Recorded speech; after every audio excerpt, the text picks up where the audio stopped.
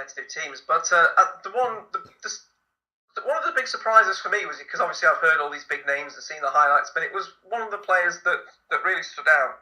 He's probably not one of the biggest names on this team, I think we'd agree. Ali Krieger. I mean, she's good, but she's not got the glamour of Morgan, Press, Heath, or Wambach. But yeah, you caught up with her, didn't you, the other week?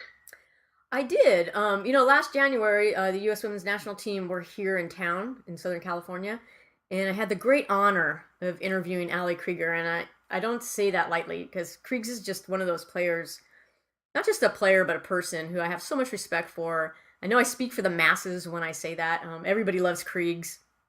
She's just, I don't know, she's one of those players that's easy to root for. She's gone through a lot. She had a life-threatening illness and got through that, and she's gone through what, could have been career-ending injuries. And, look where she is. She's preparing to represent the USA in the Women's World Cup, the biggest stage in women's soccer. And, of course, that doesn't come easy for anyone, but if you look at the challenges Kriegs has faced and the road it took her to get to where she is, you just can't help but admire her. And you can tell, and you know what, you could tell that she really loves the game of soccer. I mean, you saw her play, right? She truly wears her love for the game on her sleeve. And I think the other players and the fans, they really respond to that and they appreciate that. And of course, we all remember, USA fans remember Kriegs in the dramatic 2011 Women's World Cup semifinal against Brazil. It was Kriegs who kicked the winning penalty kick that sent the U.S. team to the World Cup final. I still get chills when I think about Kriegs kind of strutting up to the line. I think she was bebopping. I mean, just very commanding, owning every bit of that moment, eyes down, never looking up, cool as a cucumber, ice water running through her veins. And then she just blasts past the Brazil keeper. And then that release of just pure exuberance. And I think that's close to a Brandi Chastain moment as we've ever had here since, And by the way, Kriegs played every minute of the USA's matches at the 2011 Women's World Cup. Only 3 other U.S. players have done that. So very integral to their success in that tournament. I'm assuming Hope's one of the other ones. Yes. Hope Solo is one of the other ones. Anyway, enough of my blathering. Because I could go on all day and talk about Kriegs. Let's play the interview. Also, keep in mind that this interview is conducted before the team left for Europe, so obviously we didn't talk about France and England friendlies. Kriegs is pretty amazing, but you can't talk about results that hadn't happened yet. So, but that's okay because we had a lot of other things to talk about. Anyway, sit back, relax. Hope you enjoy this interview with the warrior, Ali Krieger. Joining us today is defensive back for the U.S. Women's National Team and also for the Washington Spirit, and a big fan favorite, Ali Krieger. Hey, Kriegs, how are you? Hi, Patty. Thank you. I'm great. Thanks for, allowing me to join you, and I really appreciate it. Well, we appreciate your time because I know you're busy training with the U.S. team right now, and you guys are gearing up for international friendlies, Algarve, and of course the Women's World Cup. So I really appreciate you taking the time to chat with me. And also no problem. And giving your fans a chance to hear from you too. Yeah, and obviously I appreciate our fans so much. They've been tremendous throughout my career and for our team as a whole. So I appreciate them so much. So this is something that I can give back. Great. And we'll talk a little bit about your fans in a minute. But first, I wanted to ask you, a few years ago you decided to head over to Germany and play with FFC Frankfurt in the Bundesliga. And you stayed there for quite a few years. What were the circumstances that took you to Germany in the first place? I had an opportunity after the Nordic Cup in 2007 when I was playing with the U23 national team. And we didn't have a league here in the U.S. at that time in 2007. So I wasn't sure. I was done with school. I wasn't sure what I, wanted to do.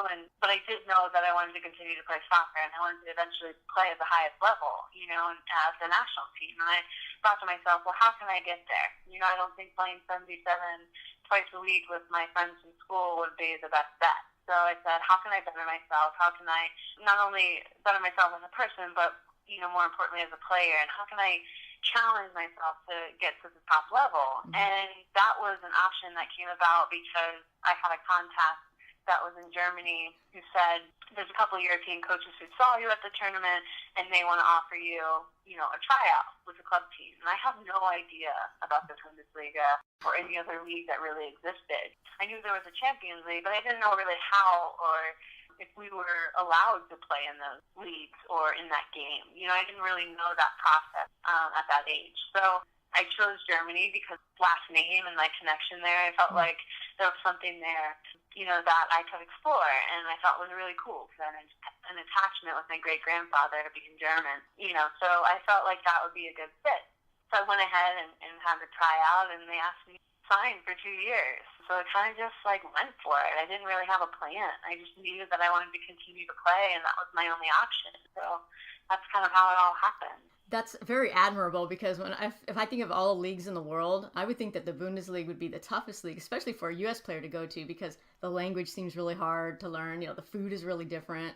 I imagine you experienced a bit of a culture shock when you first got there. Oh, 100%. To me, I wasn't even sure what I was getting myself into. I just had 2 bags and, my luggage, and was just kind of showing up saying, hey, can I play? And no, I had no idea what I was getting myself into. I looked at the team at FSC Frankfurt at the time, and there was 7 German national team players on the field, and I'm like, wow.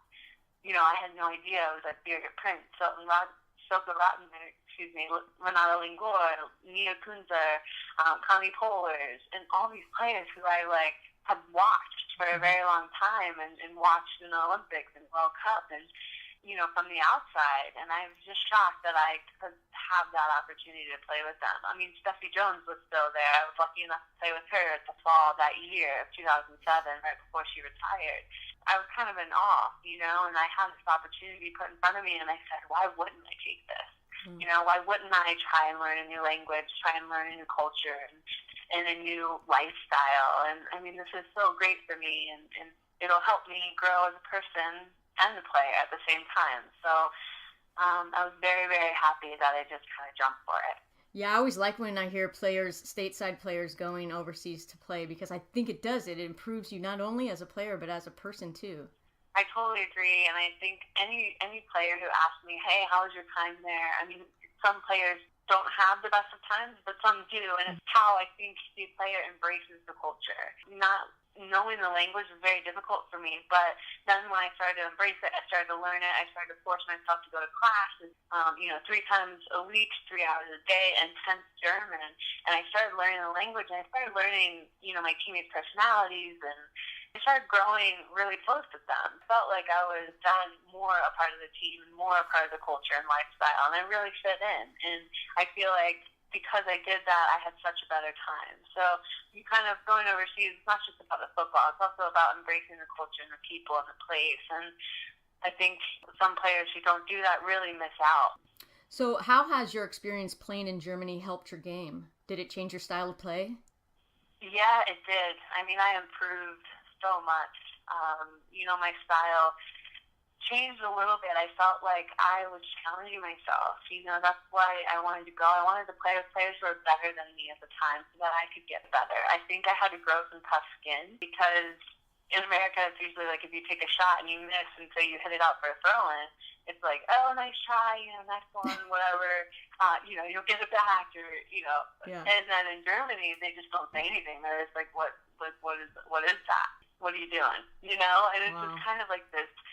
But I mean, they're being honest, they're being real, and, it made me better because I focused more. I'm like, well, next time I got to hit the target, or next time I got to complete pass, or, because it was kind of a perfectionist training atmosphere. And I think that really helped me succeed. And also just learning how to play a 1-2 touch game. That pace, it's not kind of like a kick and run style. It's not like a high pressure style. It's just more relaxed and more technical. So I had to really grow my technical game and tactical game, and I think that's what really helped me. And so I had my American style of, running and being fit and pressuring and being strong and athletic, and then I kind of molded my German European style, which kind of giving a technical aspect, and then kind of molded that into one. So I kind of meshed the two together, and kind of now I'm playing kind of my own style. But that's how the German league helped me.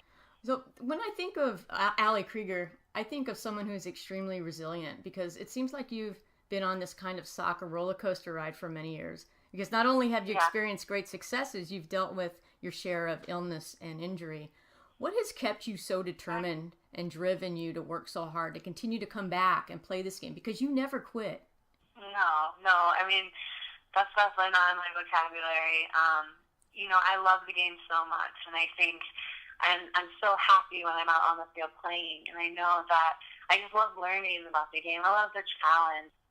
I love to try and be successful. I'm very competitive, and I just love the game atmosphere and think it's such a fun game to play. And I think that's what kind of, gets me back out on the field and overcomes, I just overcome adversity in that way, because in the back of my mind, I want to win gold medals. I want to win games. I want to play as much as I can while I'm young. And I think what's just brought me back is just enjoying the game and really playing at a high level, because I really love that challenge.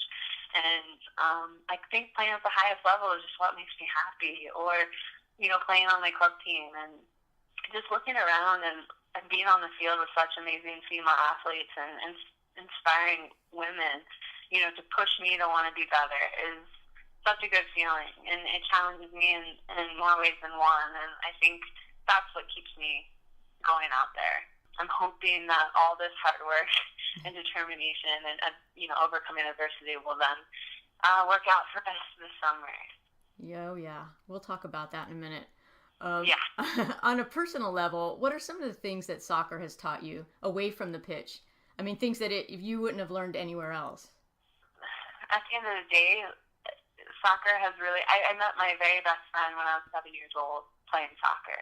And I think that just goes to show you. And I have lifelong friendships, which is most important, not only on this team, but my club team. And then my club team growing up, my WWF Sparklers team, down in Northern Virginia. And I think that is what's so great for me, is that you build these relationships with people that you also fight for on the field. And you learn not only to overcome adversity and, have determination, also how to be mentally tough, but you build these relationships with people that will last forever. And that's what I think is so special about being on all these types of teams. Because the soccer world is a small world, and I think that's what soccer has taught me, and also just the mental toughness.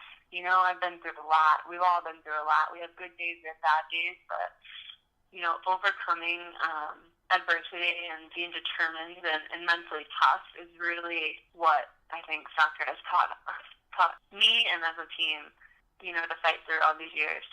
And then I've been seeing a lot of promos for the Women's World Cup, and It just reminds me of how much pressure is on this team to win it. I mean, the expectations are always so high for the U.S. women. Do you feel that weight, and how do you deal with it? Yeah, but I thrive in it. I don't know if I can speak for everyone else. I think I'm pretty sure I can. I don't want to put words in people's mouths, but we thrive in it. We're loving it. We're really so happy that everyone's behind us, because we're ready to win. We're focused. We're determined. We're going to fight. And we know that this is our chance. We know that this is our opportunity, and these opportunities don't come very often. And you train your entire life for these moments. And, a lot of us know that this is our chance. And we're working every single day, every single training, every single hour, and even off the field stuff. We're really focused on just recovery stuff. I mean, this is it. And I think we really do well with that pressure, because we know how good we can be, and so we're just kind of taking it all in. We don't let it distract us, but we know how to put it out on the field and prove why we deserve to be the best team in the world. Yeah, that's what I was just thinking that right now. Is it something that you guys talk about, or do you try to put it out of your head and just focus on, the we're job? We're kind of immune to it, to be honest. You're crazy.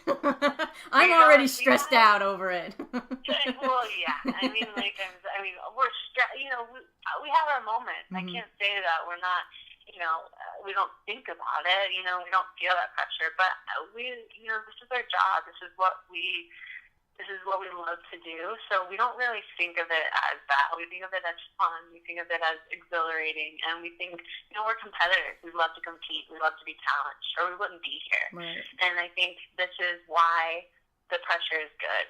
And just like Nike had said back in 2011 that pressure makes us, I just love that, because it just has stuck with me ever since. And I think that is just perfectly said, because we do well under pressure and we know what's expected of us and we're just ready to perform. Well, it definitely takes a certain mindset, and you guys definitely have it, because when I saw that "Where's the Third Star" at, I was like, oh my God, that's so much pressure. Yeah. Yeah, and I had chills too, but we were so close in 2011. I think all of us who were there, and even a lot of our amazing new players that have come join the team since then, we all know that, this is a great opportunity to earn that third star. And we know the past 4 years we've thought about that ever since the final. I think it was, July 17th, and we haven't stopped thinking about it since then, because we were that close. We love the pressure. We're going to do really well, and we're ready for it. Well, thanks for easing our minds.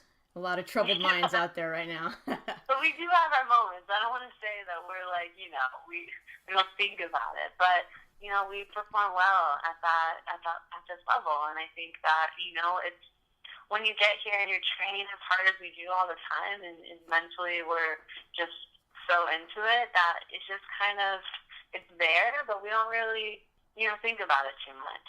And we're just having fun. We're having fun. We're enjoying the game, and I think all the other stuff is outside of that pitch.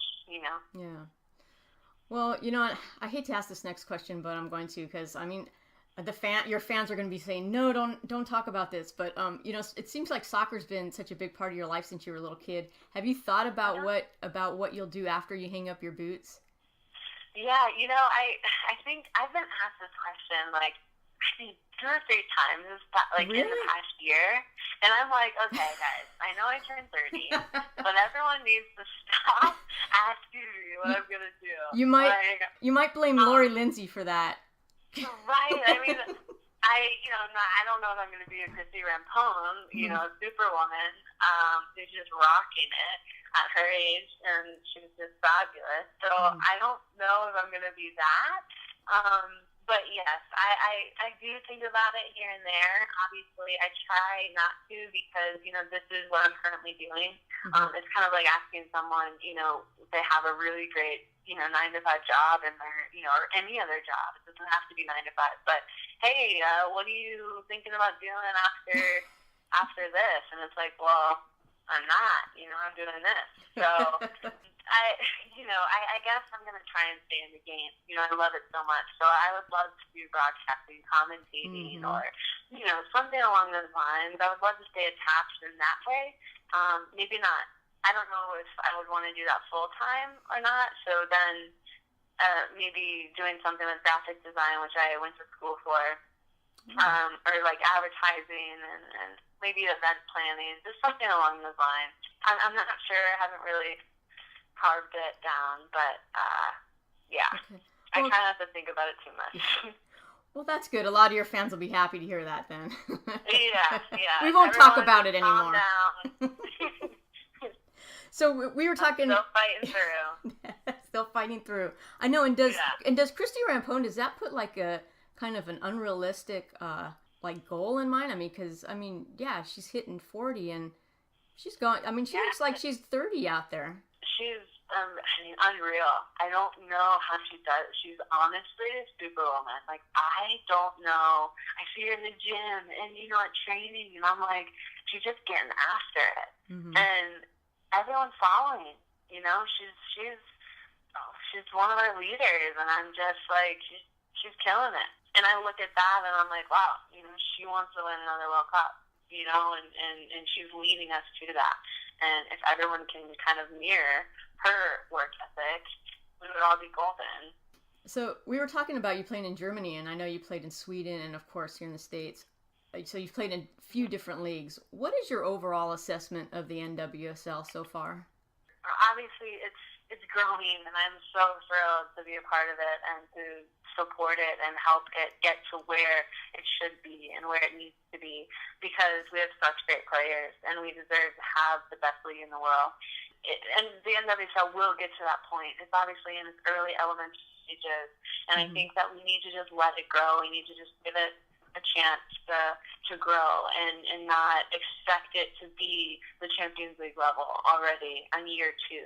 You know, it needs time, it needs sponsors, it needs money, it needs supporters, it needs players, and, you know, people who are as passionate as the players to help support it.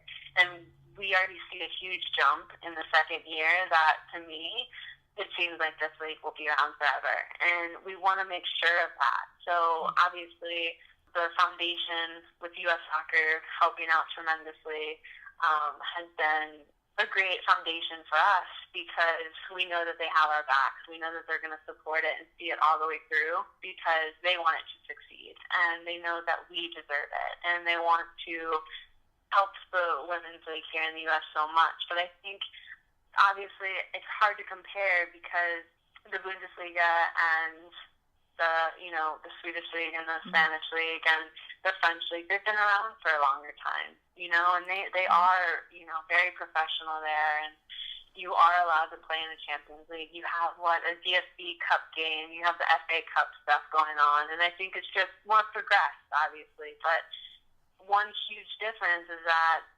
football over there is the number 1 sport. I think for us, it's very difficult.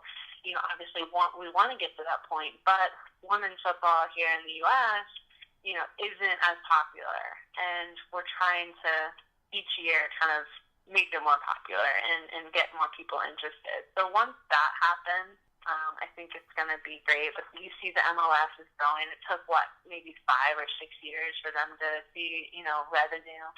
You know, so it's going to take some time. People shouldn't fret. Like, we're all on board, and we're doing the best we can, and we're going to find the right path for this league to succeed and hopefully be the best league in the world. It's such a good start, though. So definitely, even the second year, I was so happy. Our fans are tremendous, especially in Washington D.C. Our Spirit fans are amazing. They come, they travel 2 hours, 2.5 hours every game, every home game, and they're amazing. Our Spirit squadron. now, speaking of your Washington Spirit, they were a great story last season. What was it about that team that made it so special? You know, being resilient. I mean, throughout the season, it was kind of up and down, but our work ethic, our mentality, our willingness to want to play good football, I think, everyone was just on board. Everyone was supporting each other. Everyone was working for each other, and I think teams were surprised by us. We actually could knock the ball around really well, and I, credit a lot to our staff and Mark Parsons, our head coach. Well, and speaking of the squadron too, your fans I'm always amazed at the Ali Krieger fans, because your fans seem to possess a really close bond with you. It seems like they connect with you in a way that you don't see too often. Why do you think the fans relate to you so much on such a personal level? Yeah, I really appreciate that question, because they mean the world to us, and little do they know. Yes, we inspire our fans. They make that well known, but they actually inspire me to want to be better, to want to play better football, to want to perform at my best for them. I try and take time to appreciate, what they give to me, my teammates, and the game itself. I don't know, they just deserve the same support, as they give us. And I think that it's important to give that back, or give something back. And, I want to keep them happy and coming out and keep inspiring them to want to be better. And, I think if I can do that little piece, then it can go a long way. You don't realize that, talking to somebody, and I love chatting with the fans. I think they're great, and their support means the world to me. So giving that back, having a conversation, and letting them know that you appreciate them is something that is very, very important to me, because then they keep coming, and they keep supporting not only me, but the team, which is the most important, and then the game itself. And I think if we continue to do that, we're doing our job. And so, I hear people traveling from England and from,